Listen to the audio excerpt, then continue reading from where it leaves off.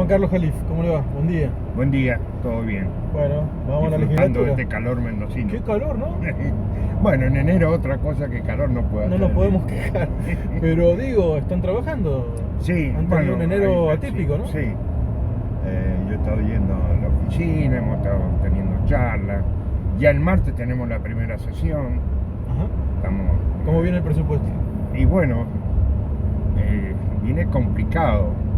De todas maneras, esperemos que se tome conciencia por parte de la oposición que necesitamos el presupuesto y fundamentalmente la autorización, primero para el rollover que se llama renegociar la deuda. Que a nivel nacional también Ya están lo pidiendo. tienen. Claro, lo tienen. Además, claro, a nivel nacional tiene una ventaja. Mendoza es la única provincia que pide los 2/3 para el endeudamiento. Claro. Ni la nación ni el resto de las provincias lo tienen. Sí.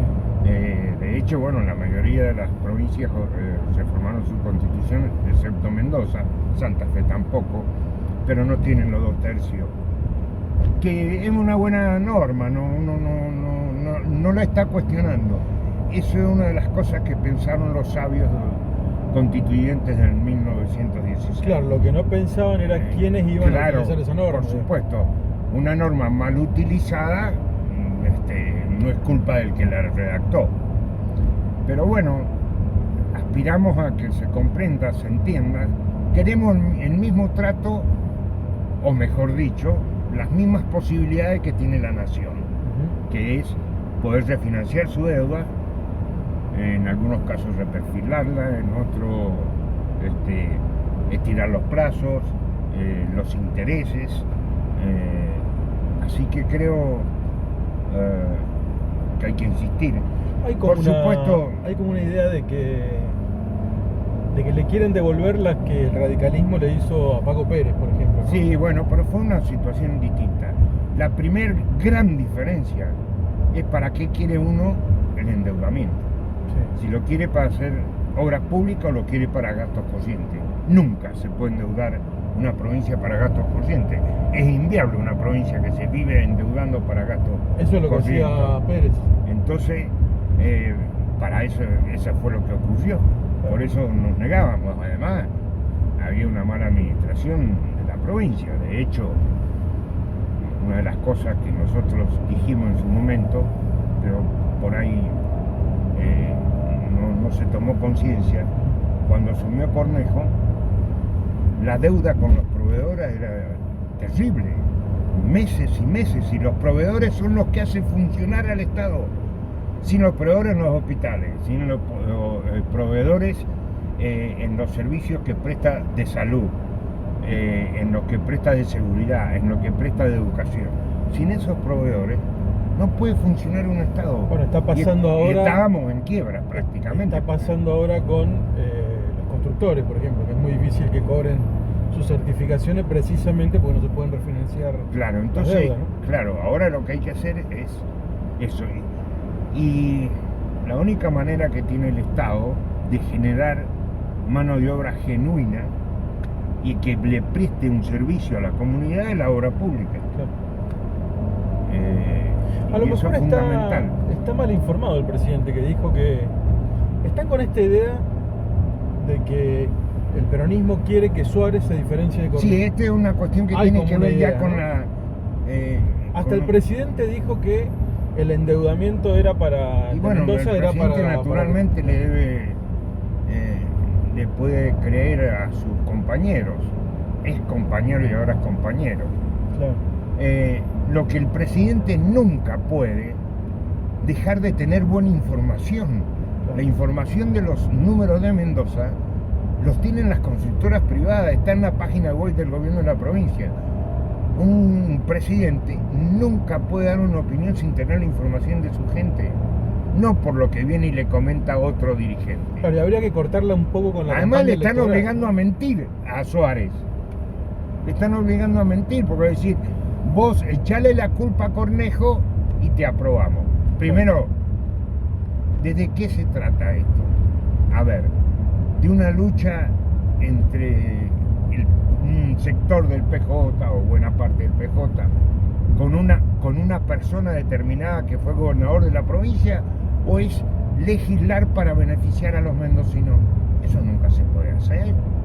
Primero tenemos que pensar en los mendocinos.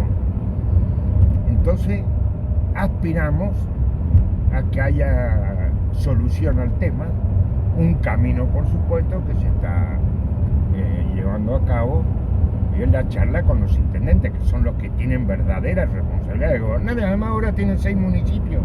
Claro, tienen sus propios problemas. Claro, tienen 6 municipios. Perdieron 1, pero ganaron 2. Tenían 5, ahora tienen 6.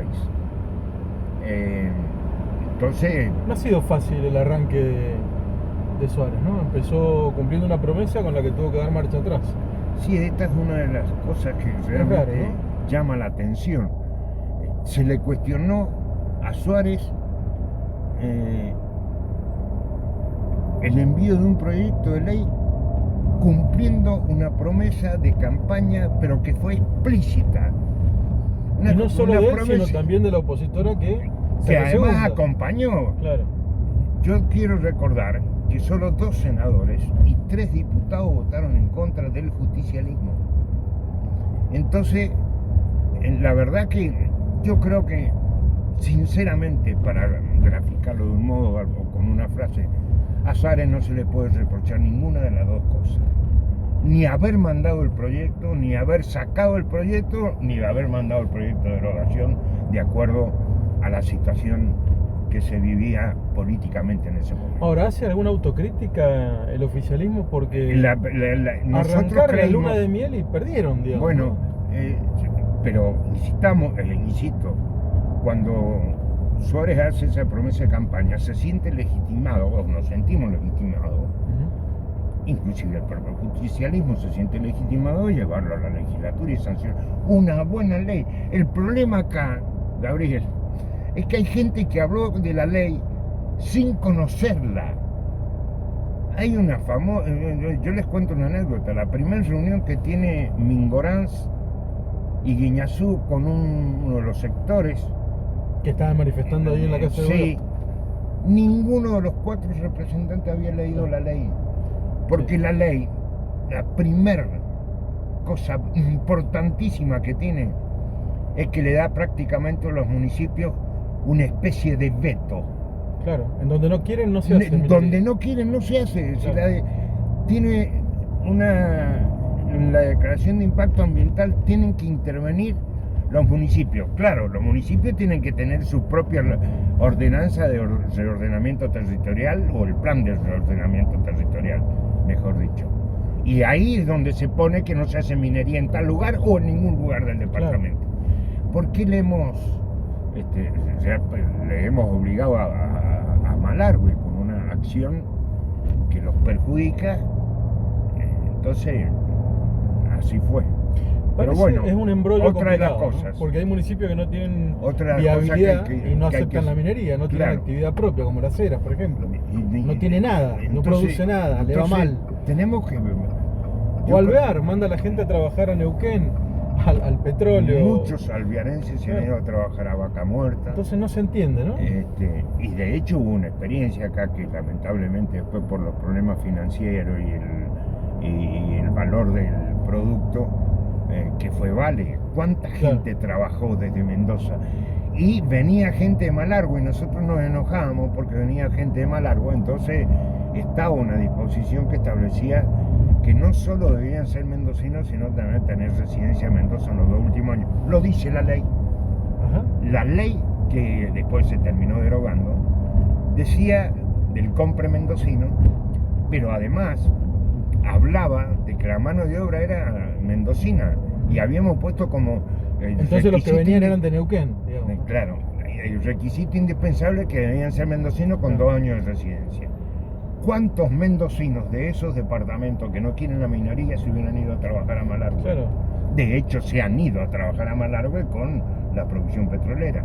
¿Qué rol le ha tocado a usted ser protagonista, ¿no? Cuando se decide avanzar con la minería, usted era vicegobernador en la época de Cobos, inmediatamente se decide dar marcha atrás y se aprueba la ley esta que se acaba de derogar, entre gallos y medianoche de alguna manera, porque había una gran resistencia, y le toca estar presente como legislador y a veces presidiendo la Cámara en todas las ocasiones, ¿no? En las dos leyes, en la de la 77-22 y su modificación, yo presidí la sesión. ¿Y en la derogación de la modificación? No, como fui el miembro informante por el Estuvo siempre, Senado. claro. Realmente el destino político, la vida, sí me llevó a esa situación que de hecho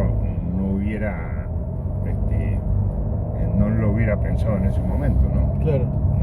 Estas son las circunstancias por las que tiene que atravesar uno, ¿no? Bueno, le ha tocado defender a los oficialismos en más de una oportunidad. Y yo creo que ya tiene un método, me da la idea, ¿no? Y ha pasado a ser una especie de legislador raro, porque todos aquellos que dicen que hay que renovar la política no quieren que se jubile, es decir, porque es una pieza clave, sabe cómo destrabar conflictos, sabe cómo avanzar. ¿Cómo ve su propio futuro? ¿Le queda todavía un tiempo en la legislatura? Yo tengo 2 años más en la legislatura y supongo que ya se acerca a su fin mi carrera política, o tal como yo la política uno nunca la deja, ¿no? Claro. Pero así en esta función de legisladores creo que ya llega a su fin. Me siento bien, intelectualmente y físicamente bien, gracias a Dios. Pero bueno, todo tiene su... ¿Se imagina no estar opinando? No, opinar voy a seguir opinando, bueno. aunque no tenga ningún cargo, eso está claro, eso está en el ADN de uno, ¿no? Claro. De hecho, por eso yo he dejado, no vamos a andar haciendo, no vamos dando detalles, yo he rechazado cargos muy importantes Bueno. de por vida por seguir haciendo política. ¿Le ofrecieron ir a la corte? No, bueno, una de las que me ofrecieron ir es, se habló, pero lo de la corte no quiero hacer referencia. En su momento, cuando no estaba el Consejo de la Magistratura, claro, me ofrecieron ser camarista federal en Mendoza, y yo lo rechacé porque quería seguir haciendo política. Estamos hablando de los años 92, 93. Ajá. De una nueva cámara que se creaba. Y lo rechacé, he rechazado a otras que no quiero dar detalles para no involucrar a las partes o a las personas que estaban relacionadas con eso. Sencillamente porque me gusta esto y lo hago con pasión y con amor y además con una ventaja a esta altura de mi vida, que es la paciencia, la prudencia que dan los años. La experiencia también. Y la experiencia que todo eso conlleva que uno pueda llevar algunas conversaciones, algunas discusiones, algunos acuerdos, de otro modo de como lo hubiera llevado hace algún tiempo. Y bueno, como yo siempre digo, si en tantos años no hubiera aprendido es porque sería bruto ya directamente. Entonces, creo que estoy ahora satisfecho por eso, ¿no? Le ha tocado vivir, a veces con más o menos protagonismo, toda la nueva etapa democrática de Mendoza, ¿no? Con Javier y Yelud. Sí, yo fui director del Instituto Provincial de la Vivienda. En esa época. En el gobierno de Felipe. ¿Cómo Trabajé con los 5 gobernadores. A eso quería llegar. ¿Y cómo vio la evolución? Todos muy distintos, ¿no? Bien, sí, muy distintos. Distintas características. Felipe era un hombre realmente que conocía profundamente problemas de Mendoza, especialmente la vitivinicultura. Fue el primero que se enfrentó a la vitivinicultura, ¿no? Entonces, claro, porque él decía que en ese momento, recordemos, estamos hablando del año 82, 83, cuando él planteaba esas propuestas, él decía que no había excedentes de uva, había excedente de agua, decía. Ajá. Y le quiero recordar a la gente, le echaban agua a los camiones tanque, no se fraccionaba en Mendoza. Ahora hay obligación de era una fraccionar adulteración, claro. Se adulteraba el vino. Claro. Y bajaban el precio. Entonces, por supuesto, el monto era la verdad que al agua la transformaban el agua en vino. Claro, era A milagroso. eso se refería Claro, Felipe. sí, sí, sí, Y me que acuerdo. después, bueno, después ya hubo otras circunstancias que perjudicaron mucho a la viticultura de Mendoza, que fue la baja del consumo, al aparecer otras bebidas alcohólicas que las fueron reemplazando, sustituyendo o cambiando el gusto, Sí. como la cerveza. Pero por otro lado, la industria también, vamos a ser sinceros, hizo un gran trabajo y pusimos el vino de Mendoza en el mundo, Claro. con un gran prestigio. Bueno, pero y cuénteme de los gobernadores. A Con ver. los 5 que les tocó. Sí, bueno, con 5 radicales. Y 5 los 5 peronistas. radicales, 5 peronistas, los 5 y 5. Yo con Felipe, bueno, ser director del IPB no es lo mismo que estar involucrado directamente en la... Sí estaba involucrado porque yo formaba parte de un sector interno importante en ese momento, que es el que lideraba Llenú, pero es un hombre de tremendas convicciones, Felipe.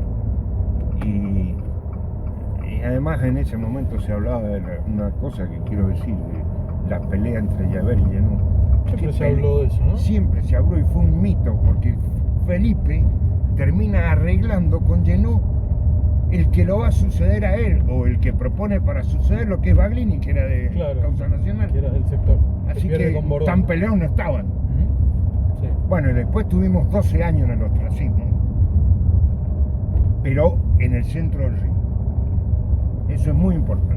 Mucho ayudó también en eso un partido bien organizado.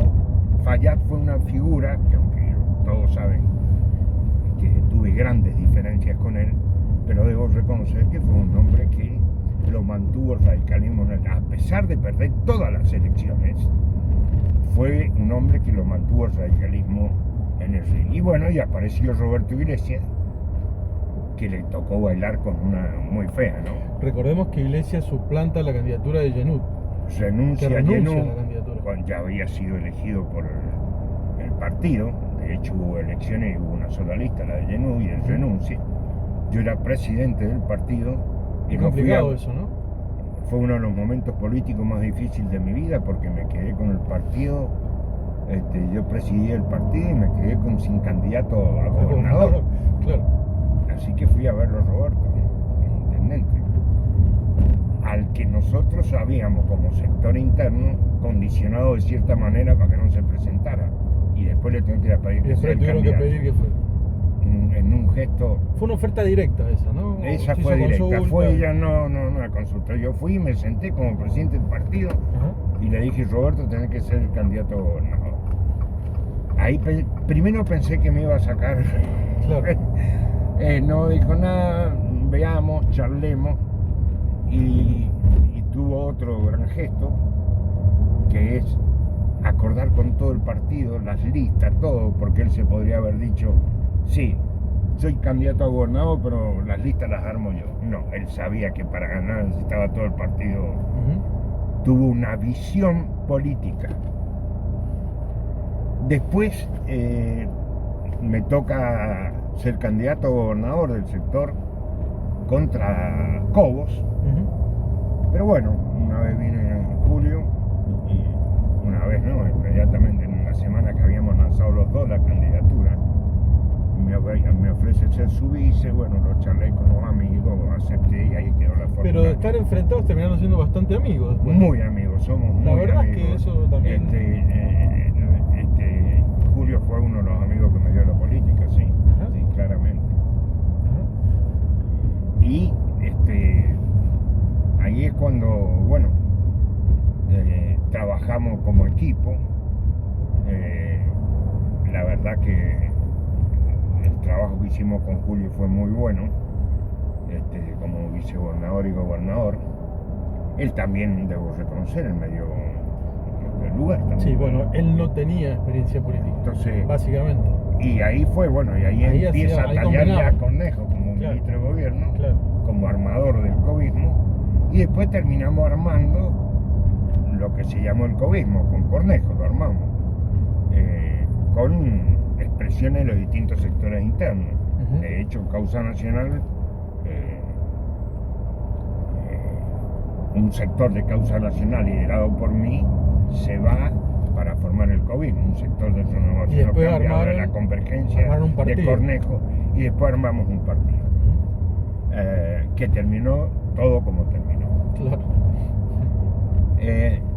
Después de 8 años de gobierno justicialista, bueno, en el 2011 yo fui candidato a vicegobernador con Iglesias. Exacto. Yo había dicho que yo iba a ser vicegobernador de algún ex gobernador. Los únicos dos gobernadores vivos eran Iglesias y Cobo. Claro. Se juntaron en mi casa, los junté yo después de varios años en mi casa. Y el Roberto también era otra de esas cosas que tenía el Roberto. Le dice, ¿vos querés ser gobernador, Julio? No. Bueno, entonces Yo arreglamos la fórmula. Iglesias Jalif, Alfredo quería ser candidato, también lo entendió Alfredo. De hecho lo vino muy bien porque claro, esperó un turno. esperó un turno. Terminó de completar esa gran gestión que hizo en Godoy Cruz y que lo catapultó a la candidatura a gobernador. Claro. Bueno, y de los 5 radicales, por lo menos, ¿con cuál trabajó más? No vamos a decir mejor porque yo sé que es incómodo. Y ¿Con cuál trabajó más? Como vicegobernador, bueno, es que trabajé con Iglesias, fue su ministro de gobierno los 4 años. Claro. Trabajé todo el tiempo. Tremendo, claro. Negociación Con con los gremios. Cobos fui su vicegobernador durante 4 años.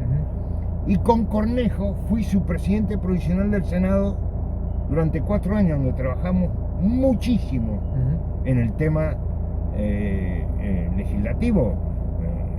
Las propuestas de Cornejo del Poder Ejecutivo dieron vuelta al derecho en Mendoza, Bueno, a la 26 justicia. reformas a la justicia que fueron tremendas. Claro, que fue realmente, yo siempre decía, la mayor reforma judicial de Mendoza y de legislación que tiene que ver con eso la hizo un licenciado en ciencia política en vez de un abogado. Y fue una reforma por goteo.